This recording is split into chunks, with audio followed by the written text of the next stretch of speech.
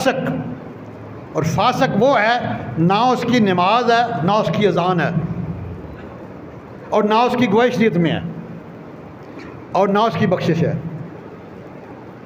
یاد رکھنا، فاسق کس کو کہتے ہیں؟ جو اعلانیہ گناہ کرتا ہے، اس کو شریعت میں فاسق فاجر کہا جاتا ہے۔ اور اللہ تعالیٰ فرماتے ہیں واللہ لا یہدی القوم الفاسقین، and Allah does not guide the transgressing people. فاسق کی بخشش تو بڑی دور کی بات ہے، اللہ تعالیٰ فرماتا ہے میں فاسقوں کو ہدایت ہی نہیں دیتا، جس کے لیے ہدایت نہیں اس کے لیے بخشش بھی نہیں ہے۔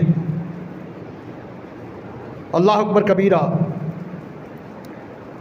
تو یہ نبی علیہ الصلوۃ والسلام کا بڑا کرم ہے، بڑا فضل ہمارے اوپر۔ سیدنا ابو ہریرہ روایت فرماتے ہیں کہ میرے آقا علیہ السلام تشریف فرمایا، صحیح بخاری کی اتھینٹک صحیح حدیث ہے۔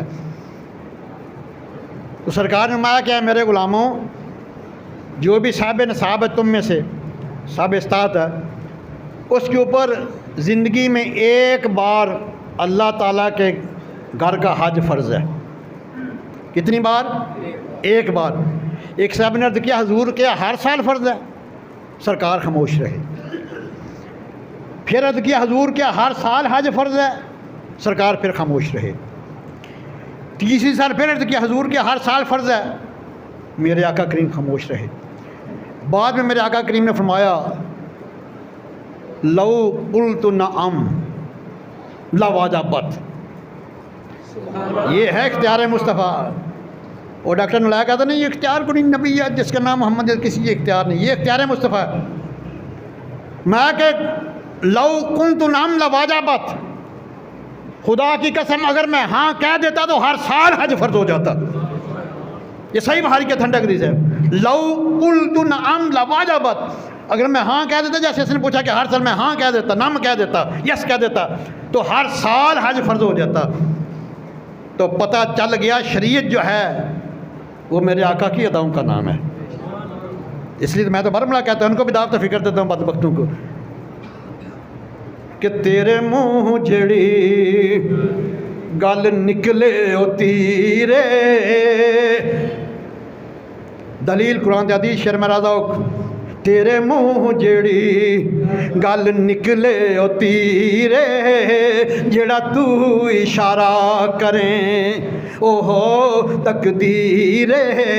اللہ سچے کیتیاں بڑائیاں تیرے نام دیاں، ہر پاسے پیاں نے دہائیاں تیرے، ہر پاسے پیاں نے دہائیاں تیرے، عاشقان نے محفلاں سجائیاں تیرے نام دیاں، ہر پاسے پیاں۔ سیدہ عائشہ صدیقہ سلام اللہ علیہا روایت فرماتی ہیں کہ میرے پاس ایک عورت آئی، میں گھر میں اکیلی ہوں، میں قربان جاؤں امی جان تیری عظمت پہ۔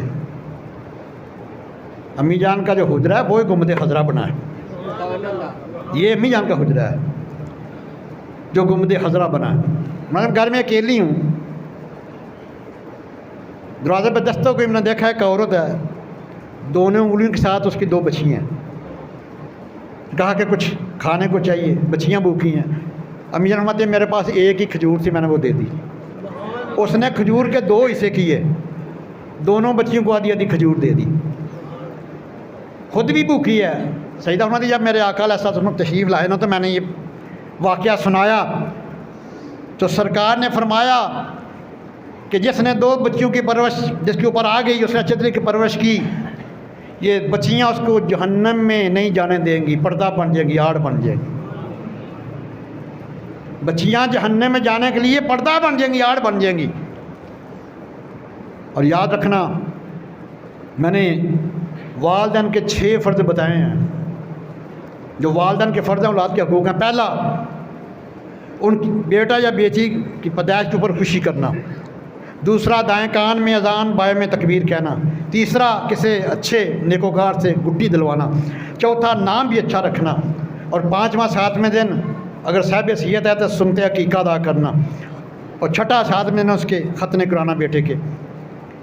اور آئیے ذرا امام جعفر صادق علیہ السلام اپنے والد امام باقر علیہ السلام سے روایت فرماتے ہیں، فرماتے ہیں کہ میرے ابا جان امام باقر علیہ السلام نے مجھے وصیت کی، تربیت کی، بیٹے 5 قسم کے لوگوں کو دوست نہیں بنانا۔ اور یہ امام جعفر صادق علیہ السلام کو 2 نسبتیں حاصل ہیں، ایک علوی نسبت علی علیہ السلام کی اولاد سے، دوسری صدیقی نسبت۔ ان کی جو والدہ ماجدہ ہے نا سید ام فروہ، وہ سیدنا ابو بکر صدیق کی پڑپوتی ہیں، ان کے بیٹے محمد بن ابی بکر کی پوتی ہیں۔ تو یہ انہیں فیض صدیقی بھی حاصل ہے، فیض علوی بھی حاصل ہے امام جعفر صادق علیہ السلام کو۔ مطلب میرے والد صاحب امام باقر علیہ السلام نے فرمایا کہ بیٹے 5 قسم کے لوگوں کے ساتھ دوستی، یہ ہمارا بھی فرض ہے، ہم ہی اپنی اولادوں کو بتائیں۔ پہلا فرمایا کہ جو جھوٹا ہے اس کے ساتھ دوستی، اس کے ساتھ دوستی اس لیے عرض کیا ابا جی اس میں حکمت کیا ہے؟ فرمایا اس لیے وہ سچ کو جھوٹ، جھوٹ کو سچ بتائے گا۔ اور دوسرا فرمایا کہ کسی کنجوس کے ساتھ بھی دوستی نہیں رکھنی۔ امام باقر علیہ السلام، امام جعفر علیہ السلام فرما رہے ہیں، عرض کیا ابا جی اس میں حکمت کیا ہے؟ فرمایا جب تمہیں ضرورت ہوگی نا وہ تمہیں دھوکہ دے دے گا۔ اور تیسرا فرمایا کہ کسی فاسق فاجر کے ساتھ دوستی نہیں رکھنی جو اعلانیہ گناہ کرتا ہے۔ ابا جی اس میں حکمت فرمایا جو اللہ تعالیٰ کے ساتھ وفا نہیں کرتا تیرے ساتھ کیا وفا کرے۔ اور چوتھا فرمایا کہ جو بیوقوف ہے اس سے بھی دوستی نہیں رکھنی۔ عرض کیا ابا جی اس میں کیا حکمت؟ فرمایا کہ جب تمہیں فائدہ پہنچانے کی کوشش کرے گا نقصان پہنچا دے گا۔